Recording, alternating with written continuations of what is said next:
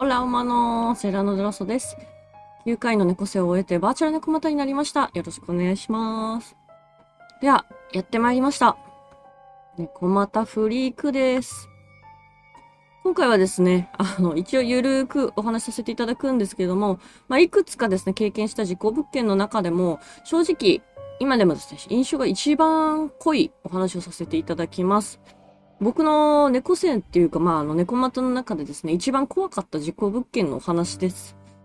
とあるですね、大きなお屋敷にですね、3日間だけ泊まったお話です。これは怖いというより、人間ともう一つ向こう側のね、話かなと思っております。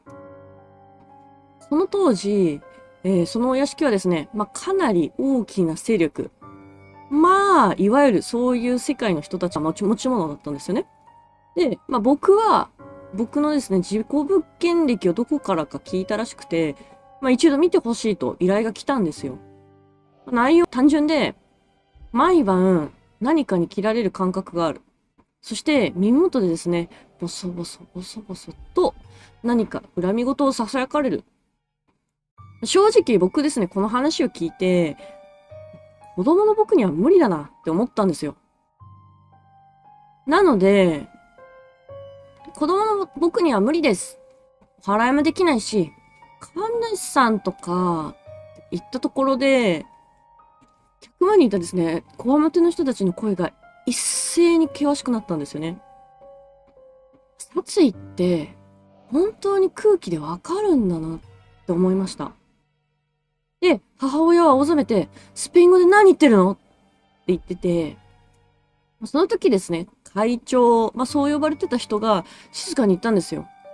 もう頼れるところは全部頼った。子供の手でも、本当に猫の手でも使いたいんだと。3日やる。解決ができないなら子供でも命はないと思え。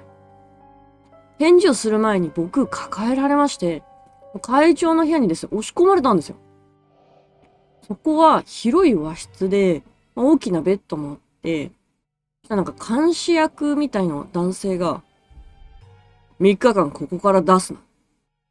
トイレはおまる。食事は1日2回。って言って、戸はもう開かなくなったんですよね。おもちゃもなくて、本もなくて、ただ静かでさ、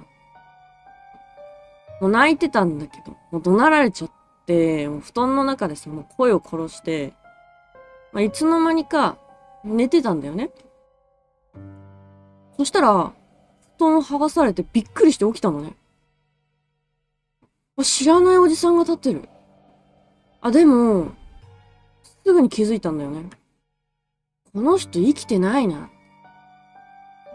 そしたらおじさんが、ここの主はどこだ？話を聞くと、なんか前の会長さんで、寝てるところをですね、襲われて、殺されてしまったんだと。で、娘もですね、今もう利用されてるんだって言ってて、それが今回のたたりの理由だったんだよね、みたいな。ガキまで使うようになったが、そう言っておじさんがね、消えたんですよ。